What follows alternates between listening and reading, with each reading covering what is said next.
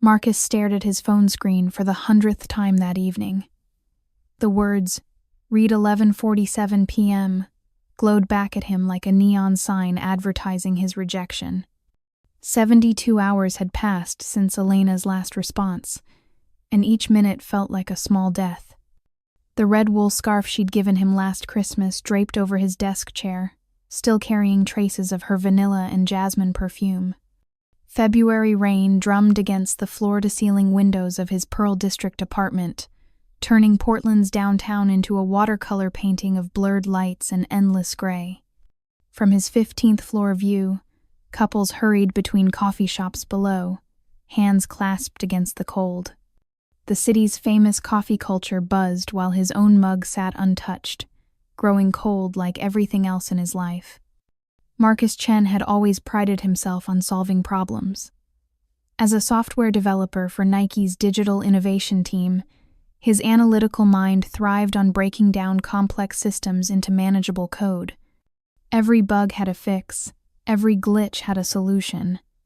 But sitting in his minimalist apartment, surrounded by sleek furniture that had once impressed Elena, he felt like he was debugging a program written in a language he'd never learned.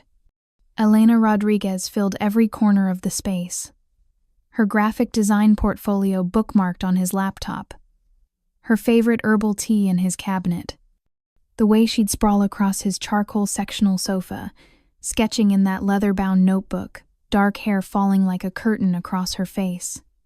Free-spirited didn't capture Elena's essence.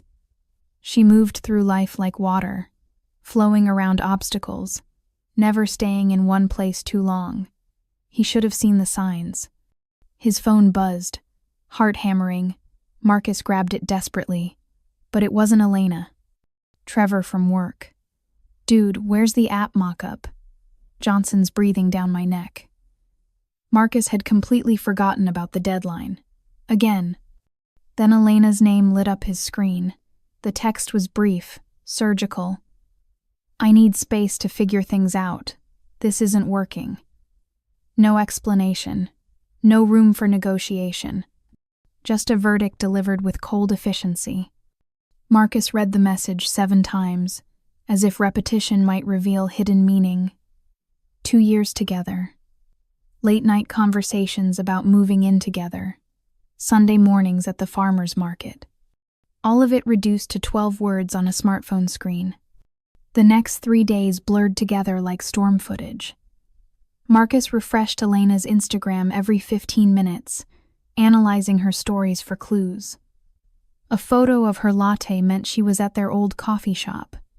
He drove past her apartment twice, circling the block like a private investigator gathering evidence of his own irrelevance. Sleep became impossible. Food tasted like cardboard. His colleagues at Nike started covering for his missed meetings, their concerned glances following him through the office like searchlights.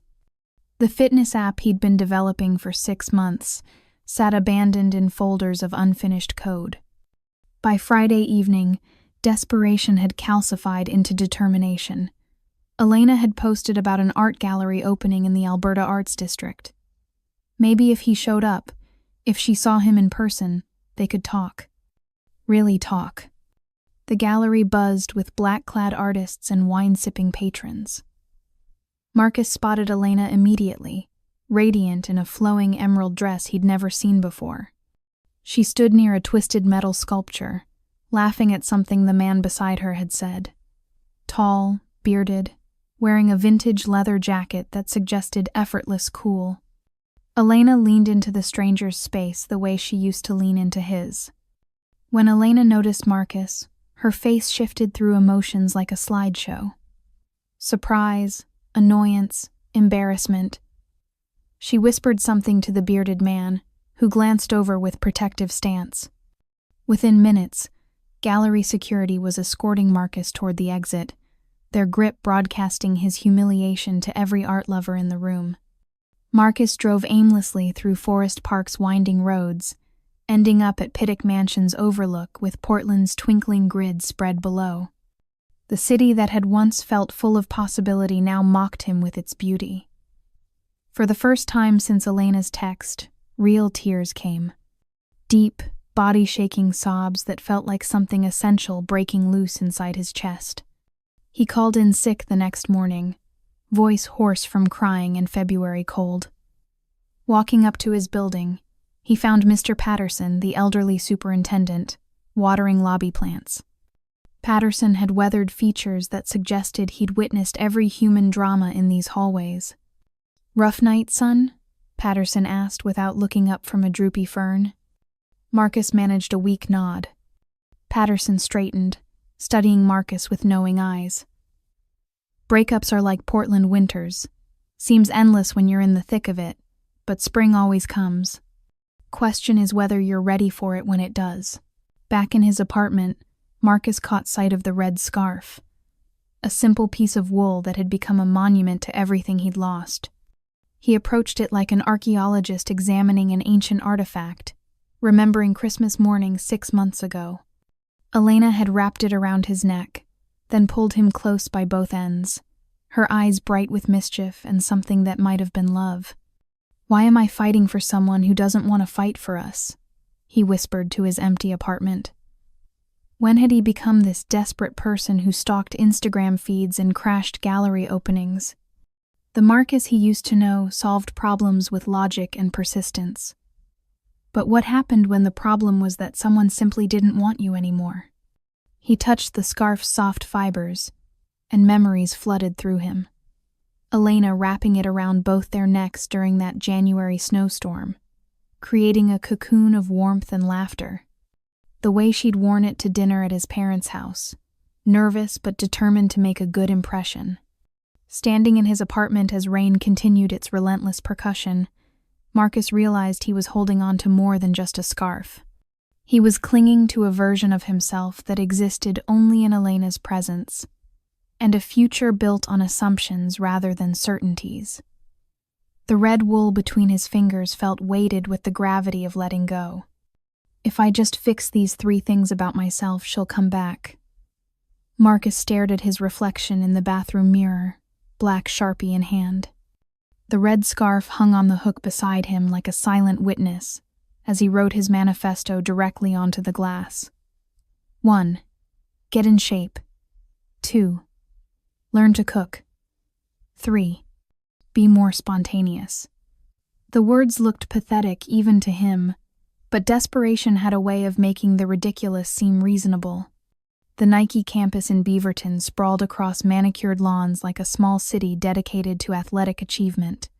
Food trucks lined the main plaza, serving employees who jogged during lunch breaks and held walking meetings along tree-lined paths.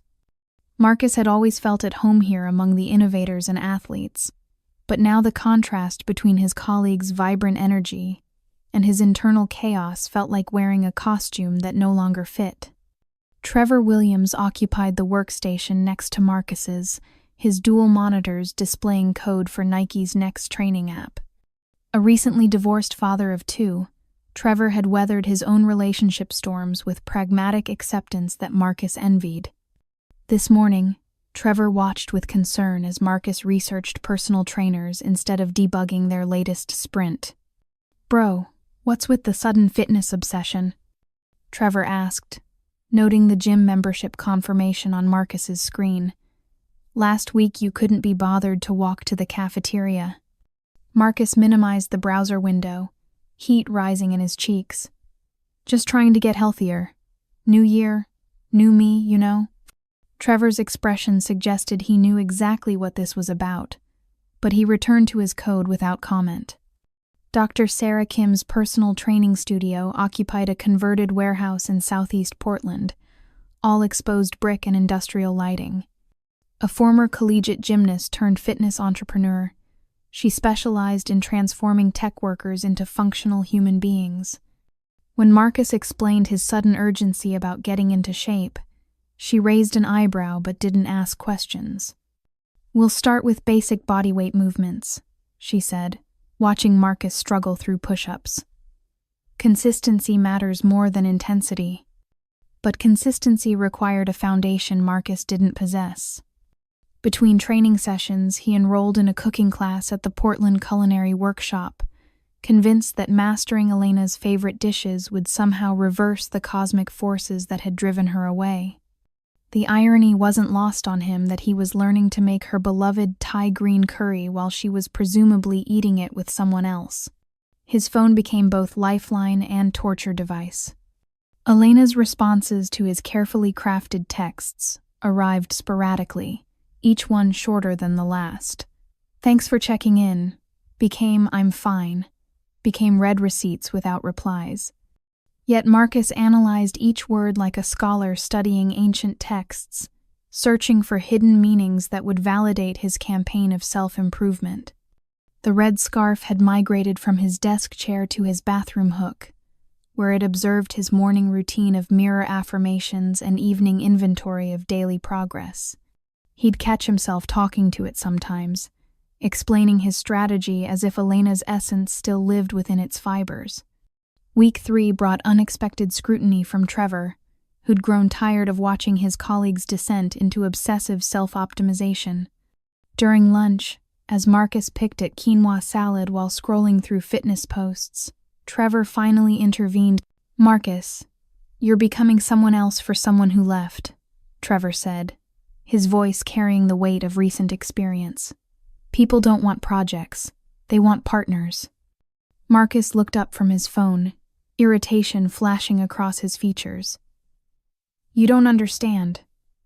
Elena and I had something real. I just need to show her I can be better." "Better for who, though?" Trevor's question hung between them like a challenge. "Because the person I see right now doesn't look happier. He looks desperate." The word hit Marcus like cold water, partly because of its accuracy. He snapped back with more venom than intended. "At least I'm trying to fight for my relationship instead of just giving up." Trevor's face shifted, their casual friendship suddenly strained. "Right. Because fighting for someone who doesn't want to be fought for always works out great." He gathered his lunch and walked away, leaving Marcus alone with his quinoa and his righteousness. That evening, fueled by pre-workout supplements and wounded pride, Marcus crafted what he considered his masterpiece. A 2,000-word email to Elena detailing every improvement he'd made, every lesson he'd learned, every future plan that included her. He wrote about the gym membership, the cooking classes, his newfound appreciation for spontaneity. He promised to be the man she'd always wanted him to be, if only she'd give him another chance. Her response arrived 3 hours later, brief as a death certificate. "Please stop contacting me." 4 words that hit Marcus like ice water, washing away weeks of carefully constructed hope. The finality in her tone left no room for interpretation, no hidden meanings to decode. This wasn't a negotiation or a test of his devotion. This was a boundary, clear and absolute. Marcus abandoned his evening workout mid-set, leaving Dr. Kim's studio without explanation. He drove east toward the Columbia River Gorge, his Subaru straining against highway grades, as if sharing his desperation to escape. Multnomah Falls thundered 620 feet down ancient basalt cliffs, the observation platform empty except for a few hardy photographers. Standing before the waterfall's raw power, Marcus felt his own insignificance in profound ways. The water had been falling here for millennia, indifferent to human drama, carving stone through patience rather than force. Rain began to fall, mixing with the mist until Marcus couldn't distinguish between sky and earth and water. He sat on a wet bench for over an hour, letting the Pacific Northwest weather soak through his Nike performance gear. The drive home passed in a blur of wipers and taillights. Mr. Patterson waited in the lobby with a towel and thermos of coffee, as if he'd predicted this exact scenario. "Some things can't be fixed, only accepted," the older man said, handing Marcus the towel without preamble. "Learned that the hard way myself." Back in his apartment, Marcus stood before the bathroom mirror, looking at his list of improvements. The black ink had begun to smudge from repeated touching, the words blurring like his vision of Elena returning. He considered throwing the red scarf away, making a dramatic gesture of moving forward. But his hands couldn't quite release it. "I'm trying to become perfect for someone who found me imperfect," he whispered to his reflection. "What does that say about us? About me?" The question echoed in the silence as Marcus realized he'd been asking the wrong one all along. Instead of wondering how to win Elena back, maybe he should be asking why he'd lost himself in the first place. The red scarf hung limp in his hands, no longer a talisman of hope but a reminder of how far he'd traveled from his own center. That night, the scarf resumed its vigil beside his bed, witnessing his routine of checking his phone, rereading old texts, and falling asleep clutching fabric that smelled less like Elena and more like his own desperation with each passing day. Day 18 without Elena. Marcus stared at the ceiling from his unmade bed, counting water stains like constellations in a sky he'd never escape. The red scarf lay crumpled on the hardwood floor next to empty Thai takeout containers and his unwashed Nike work clothes, a monument to his spectacular descent into human wreckage. He couldn't remember the last time he'd showered, only that his reflection had become something he actively avoided. March in Portland stretched endlessly gray, the kind of relentless drizzle that made the city feel like it existed under a dome of perpetual twilight. His Pearl District apartment had transformed into a cave where time moved differently, marked only by the accumulation of delivery boxes and the slow migration of dirty dishes. Outside his windows, the city maintained its rhythm with stubborn cheerfulness. Food carts served steaming bowls to lines of customers. Couples walked hand in hand under shared umbrellas, their synchronized steps a cruel reminder of what Marcus had lost. His phone buzzed with increasing desperation from the outside world. Trevor had stopped asking where he was and started covering his missed meetings with excuses that grew more creative each day. His mother's voicemails escalated from concerned to frantic, her traditional values clashing with what she perceived as his weakness. "Marcus, you cannot just give up. Persistence shows character. Maybe you should send flowers." Her advice felt like suggestions from another planet.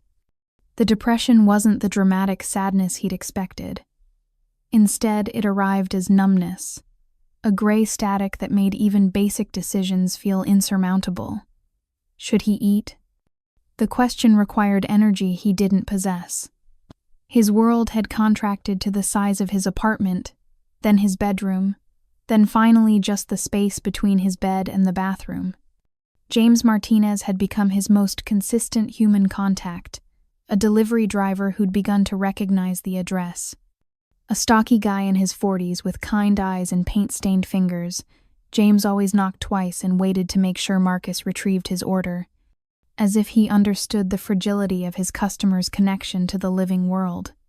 Reality forced its way back when his refrigerator achieved complete emptiness. Whole Foods on Northwest Couch felt like stepping onto an alien planet after weeks of isolation. The fluorescent lighting seemed too bright, the sounds too sharp, the simple act of selecting produce overwhelming. Lisa, Elena's college roommate, appeared in the organic produce section like a specter from his former life. Short bob haircut and oversized glasses, examining avocados with scientific precision. For a moment, Marcus considered hiding behind the kombucha display, but she'd already spotted him. "Marcus?" Her voice carried surprise mixed with pity. "Wow, you look like hell," he finished, acutely aware of his 3-day-old clothes and unwashed hair. Lisa's expression softened with careful sympathy. "How are you holding up?" The question hung between them like a trap. "Not great," he said finally. Lisa shifted her weight, suggesting she had information she wasn't sure she should share. "Look, I probably shouldn't tell you this, but Elena's been seeing someone new. Has been for a few weeks now." The words hit Marcus like a physical blow, stealing his breath and making his vision narrow. Weeks, not days since their breakup, not some rebound relationship. Weeks meant overlap, meant Elena had been building something new while he was still believing in their future. Who? The question escaped before he could stop it. David. He's a photographer. They met at that gallery opening where Lisa trailed off, realizing she was describing the exact event where Marcus had humiliated himself. The parking lot asphalt felt solid against Marcus's knees, though he didn't remember falling. Sobs came from somewhere deep in his chest, the kind of raw, ugly crying that had nothing to do with dignity. 3 weeks of accumulated grief poured out of him like water through a broken dam. 18 days of pretending he might still have a chance dissolving into the reality of Elena's deception. "Hey man, you okay?" A voice cut through his breakdown. James Martinez stood beside him, having apparently finished another delivery. Up close, Marcus could see the concern in the driver's weathered features, the kind of compassion that came from personal experience with rock bottom. "My girl left me too, man," James said, crouching down to Marcus's level without judgment. "Thought I'd die, didn't." The simple honesty in those words cut through Marcus's spiral more effectively than any platitude. Here was someone who'd survived what felt unsurvivable, standing upright and delivering food to broken people on rainy Tuesday afternoons. James helped Marcus to his feet and somehow managed to guide him back to his apartment, where the older man surveyed the wreckage with practiced eyes. Without asking permission, he started clearing takeout containers while Marcus sat on his couch like a guest in his own life. "Wife left me 2 years ago," James said, filling a garbage bag. "Took our kids to Sacramento. Said I wasn't present enough, wasn't emotionally available. She was right, you know?" Marcus watched James work, grateful for activity that didn't require his participation. "How did you get through it?" "You gotta feel it all. Then let it go," James said, tying off the garbage bag. "Can't skip the feeling part, though. Most people try to think their way around the pain instead of walking straight through it." After James left with promises to check on him tomorrow, Marcus sat in his newly cleaned apartment feeling strangely hollow. The red scarf lay on his coffee table where James had placed it, no longer a talisman of desperate hope, but simply a piece of fabric with a complicated history. For the first time since Elena's departure, Marcus tried to imagine her perspective. Maybe she'd been unhappy for months, trying to find the courage to leave. Maybe she'd met David and realized what she'd been missing, what Marcus had failed to provide. Maybe her leaving wasn't cruelty but courage, the difficult choice to pursue happiness instead of settling for familiarity. "I've been so focused on what I lost, I never asked if what we had was even real," he whispered to his empty apartment. Was I in love with her, or with the idea of us? The question felt like the first honest thing he'd said in weeks. Their relationship, viewed from this new angle, revealed cracks he'd spent 2 years spackling over with hopes and assumptions. Elena's restlessness, her reluctance to discuss the future, her growing distance in those final months, signs he'd chosen to interpret as temporary obstacles rather than fundamental incompatibilities. Marcus picked up the red scarf, feeling its weight differently now. Instead of an anchor dragging him toward the past, it felt like evidence of something that had once been beautiful, even if it wasn't built to last. He folded it carefully and placed it in a shoebox in his closet, not throwing it away, but transforming its meaning from desperate attachment to simple memory. The scarf's exile marked something shifting inside him, a recognition that healing might require not just accepting Elena's absence, but questioning whether their presence together had been as perfect as his grief insisted on remembering. Day 25. Marcus stared at his phone screen, cursor hovering over Elena's contact information like a trembling finger on a trigger. Delete contact glowed red at the bottom, waiting for 10 agonizing minutes before he finally summoned the courage to click. Her number vanished into digital oblivion, taking with it the phantom possibility of late-night weakness, leading to humiliating texts. In his closet, the red scarf rested in its shoebox, no longer a shrine but simply a memory in storage. Late March had brought Portland's first genuine hints of spring. Cherry blossoms exploded along Waterfront Park in clouds of pale pink, their petals carpeting sidewalks like confetti from a celebration Marcus was finally ready to join. Days stretched longer, carrying the promise that winter's grip might actually loosen. The city felt different, or maybe Marcus did. His morning routine had evolved organically from necessity rather than self-improvement campaigns. Coffee at Stumptown on Southwest 3rd had become less about caffeine addiction and more about human contact that didn't require emotional excavation. Riley Thompson had started working the morning shift 3 weeks ago. A transplant from Austin with sleeve tattoos and the kind of genuine curiosity that made small talk feel substantial. "You're looking more human these days," Riley observed, pulling a perfect shot of espresso with practiced efficiency. Her Texas drawl softened the directness. "When you first started coming in, you looked like you'd been hit by a truck carrying emotional baggage." Marcus accepted his cortado with something approaching a smile. "That's not far from the truth." "How'd you know?" "Takes one to know one," she said, wiping down the steam wand. "Went through my own spectacular relationship implosion about a year ago. Moved here to start over, which is apparently what every 20-something does when their life falls apart." Their conversations had become a highlight of Marcus's morning routine, 5-minute exchanges that felt more authentic than most of his longer relationships. Riley had no agenda, no history with his previous life, no investment in who he used to be or who he should become.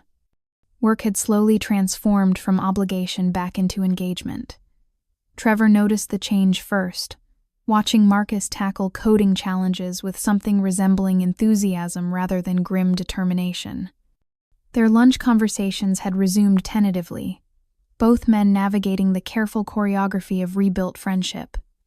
"You seem different," Trevor said, unwrapping his Vietnamese banh mi. "Not different like before, when you were trying to become someone else. Different like you're actually becoming yourself again." Marcus considered this while chewing, noting how food had regained flavor in recent weeks. "I think I forgot who that was for a while. Spent so long being Elena's boyfriend that I lost track of just being Marcus." "Yeah, that's the trap," Trevor agreed.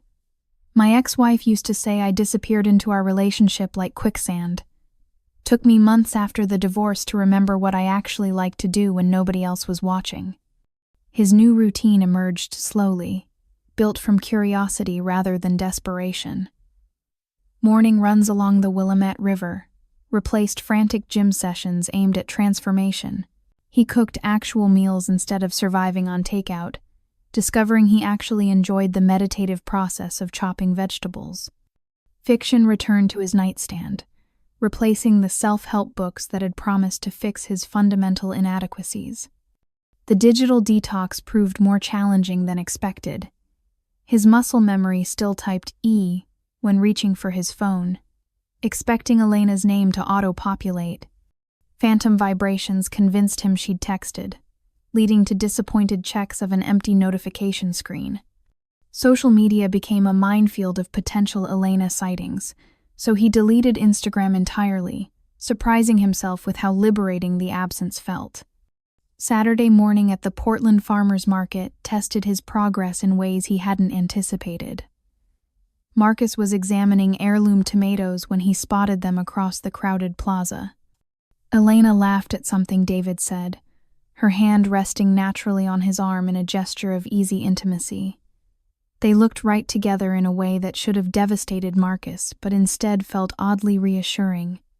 Instead of fleeing or staging an accidental encounter, Marcus simply nodded when Elena's eyes met his across the crowd. She nodded back, a gesture of mutual recognition that carried no anger or longing, just acknowledgement of shared history.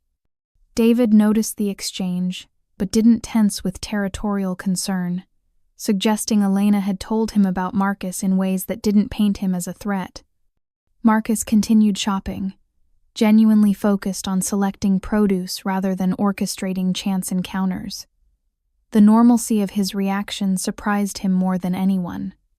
6 weeks ago, seeing Elena would have sent him spiraling into desperate analysis. Now he felt curious about her happiness rather than devastated by his exclusion from it. Coffee with Riley had evolved from coincidental morning encounters into intentional weekly meetings. Not dates, exactly, but deeper conversations that revealed the complexity beneath her barista exterior. She'd been married at 22 to her college boyfriend, divorced by 25 when they realized they'd been playing house rather than building a life. The hardest part wasn't losing him. Riley confided over lattes at a Hawthorne District coffee shop. It was losing the version of myself that existed in that relationship. I'd been half of a couple for so long, I didn't know how to be a whole person by myself. Marcus recognized the feeling with startling clarity. How did you figure it out? Therapy helped, but mostly just time and paying attention to what I actually wanted instead of what I thought I should want. Riley stirred her drink thoughtfully. Turns out I'm pretty good company when I'm not constantly worried about whether someone else finds me interesting. The observation lingered as Marcus walked home through neighborhoods that felt familiar again rather than haunted. Mr. Patterson was tending to the lobby plants when Marcus entered his building, the older man's careful attention to each leaf suggesting meditation disguised as maintenance. "You're looking better, son," Patterson observed, adjusting a drooping fern. "Color's coming back to your face." "Thanks. I'm feeling more like myself lately." Marcus paused, curious about the man who'd offered wisdom during his darkest moments. "You mentioned your wife before. How long were you married?" Patterson's weathered hands stilled on the plant's leaves. 43 years. Lost her 2 years ago to cancer. He looked up, eyes bright with unshed tears. "Grief taught me the difference between holding on and holding dear. One keeps you trapped in the past, the other lets you carry love forward into whatever comes next." The distinction resonated through Marcus's chest like a bell struck in a cathedral. He'd been holding on, clinging to Elena's absence like a life preserver. But holding dear suggested something different, a way of honoring what had been beautiful without demanding its return. "I'm not the same person who was left," Marcus realized, speaking the thought aloud as it formed. "I'm not even the person who was in that relationship. Maybe that's the point." That evening, Marcus retrieved the shoebox from his closet, not to torture himself with memories but to test his progress. The red scarf lay folded as he'd left it, no longer radiating pain like a radioactive artifact. He could remember Christmas morning, Elena's laughter as she wrapped it around his neck, skiing at Mount Hood, sharing warmth in the lodge afterward. Moments that had been genuinely beautiful, even if they hadn't been built to last. The memories felt bittersweet now rather than bitter, touched with gratitude for experiences that had shaped him even as they'd ended. The scarf would stay in its box, not as punishment but as protection of something precious that belonged to his past rather than his future. 3 months later, Marcus stood in his apartment doorway with the red scarf draped over his arm, meeting Elena's eyes as she surveyed the boxes of her remaining belongings stacked neatly by the entrance. The afternoon light streaming through his windows caught the dust motes dancing between them, and for the first time since their breakup, the silence felt comfortable rather than loaded with unspoken accusations. "Thank you," he said, and meant it in ways that would have been impossible to explain 3 months earlier. Late May had transformed Portland into the city Marcus remembered falling in love with years ago. Food festivals sprouted in every neighborhood park, filling the air with competing aromas of Korean BBQ and artisanal ice cream. Outdoor concert venues reopened their gates to crowds emerging from winter hibernation. His Pearl District apartment reflected this seasonal renewal. No longer the minimalist shrine to Elena's aesthetic preferences, but a space that actually felt like home. New artwork adorned the walls, pieces he'd chosen because they made him smile. A small herb garden flourished on his balcony, basil and rosemary, that he actually used in the meals he'd learned to cook for one. Elena looked different too, her dark hair shorter and streaked with subtle highlights. The nervous energy that had characterized their final months together had been replaced by something steadier, more grounded. She wore a vintage leather jacket he'd never seen before, suggesting comfort over impression. Even her posture seemed more relaxed, as if she'd finally grown into her own skin. "You look good," she said, and Marcus could hear the surprise in her voice. "Really good. Like yourself again, but better somehow." Marcus considered this while Elena gathered her books from the shelf they'd once shared. The old Marcus would have interpreted her comment as an opening, a suggestion that maybe they could try again. But the person he'd become recognized her words for what they were. Genuine acknowledgement without hidden agenda. "I feel like myself again," he replied, helping her tape up a box of art supplies. "Took me a while to remember who that was without someone else defining it." Elena paused in her packing, studying his face with the intensity that had once made him feel seen, and later made him feel scrutinized. "I owe you an apology," she said finally. "The way I ended things wasn't fair. I should have talked to you about what I was feeling instead of just checking out emotionally and then leaving." Marcus felt something shift in his chest. Not the desperate validation he'd craved months earlier, but something quieter and more sustainable. "I appreciate that, but I owe you one too. I spent so much energy trying to make you into what I thought I needed that I never really asked what you needed." Their conversation unfolded with the kind of honesty that had been impossible when their emotions were still raw and defensive. Elena admitted she'd been terrified of the future Marcus had been so eager to build together, scared of losing herself in someone else's vision of happiness. Marcus acknowledged the pressure he'd applied, subtle but constant, trying to accelerate their timeline to match his own fears about being left behind. "I think I was more in love with the idea of us than I was with the actual us," Elena said, wrapping a ceramic mug in bubble wrap. "You deserved someone who wanted the same things you wanted, not someone who was pretending to want them because it seemed like the right thing to do." The admission should have stung, but instead Marcus felt grateful for its clarity. "And I deserve to want those things for the right reasons, not because I thought they would prove I was worthy of love." As Elena finished gathering her belongings, she turned to face him with an expression he couldn't quite read. "You know, seeing how much you've grown these past months, I have to ask, would you ever want to try again? We're both different people now. Maybe we could be different together." The question hung in the air like an echo of every desperate prayer Marcus had whispered during those first dark weeks. Old Marcus would have said yes before she'd finished speaking, grateful for any chance to resurrect what they'd lost. But the person he'd become over months of learning to be whole by himself recognized the question as a test he'd already passed. "I love who I've become too much to risk losing myself again," he said gently. "And I think you love who you're becoming too. We're both better people apart than we ever were together, and that's not a failure. That's growth." Elena's smile carried relief rather than disappointment, confirming what Marcus had suspected.